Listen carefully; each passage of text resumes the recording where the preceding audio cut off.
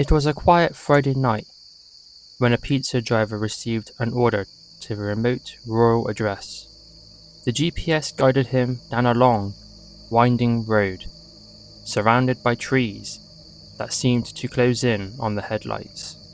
Finally, the numbers on the mailbox appeared, or rather, the mailbox appeared.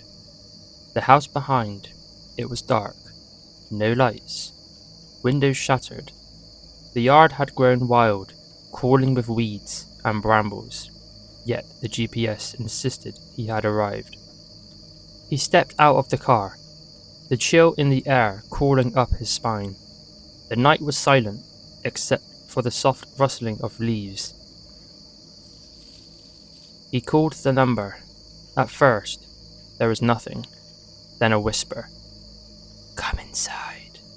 The door is open." Fear gripped him, but curiosity, or maybe something else, pushed him forward.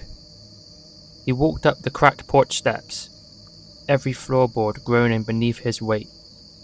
The door creaked as he pushed it open. Inside, the air was thick, with dust, damp, and a faint smell of rot. In the corner, there was a towering stack of pizza boxes, yellowed with age, crusted with dust. Old deliveries, perhaps from drivers who had vanished before him.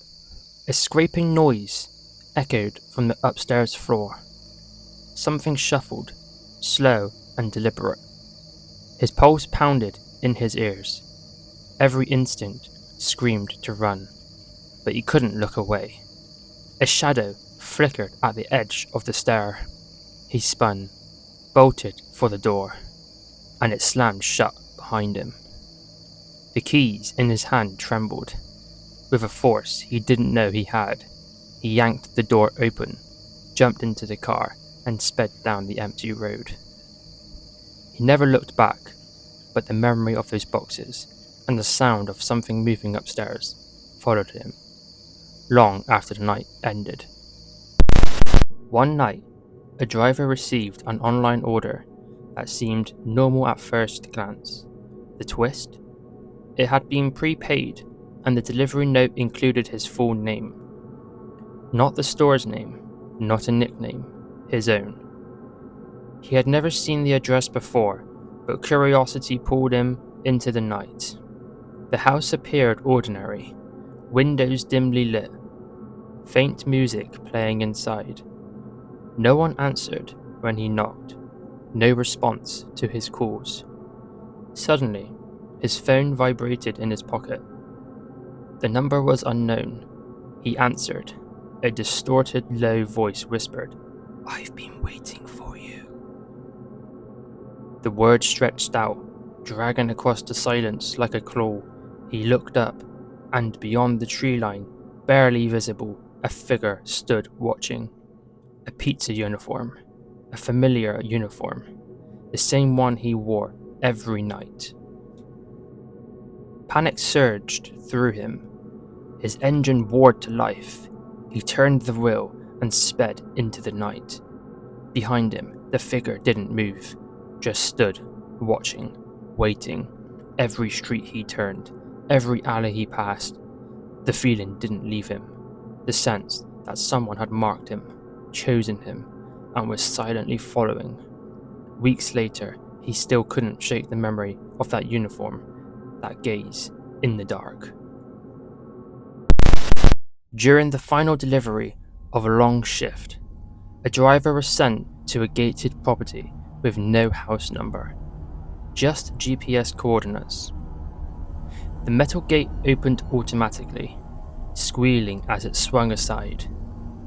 A long driveway stretched into the darkness, flanked by trees that arched like skeletal arms overhead.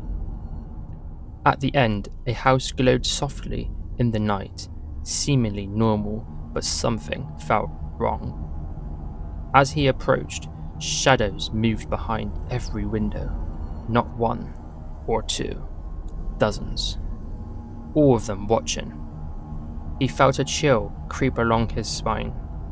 The driveway seemed to stretch on endlessly, like it had no end. He delivered the pizza, but hesitation gripped him as he turned back towards the car. The engine wouldn't start. His hand shook on the wheel. Footsteps echoed on the gravel behind him. Slow, measured, deliberate. He leaped out, running towards the gate. The gravel crunched, each step punctuated by the sound of more footsteps closing in. When he reached the gate, it slammed shut behind him. Heart hammering, he turned to see the house and all of its windows empty. No shadows, nothing.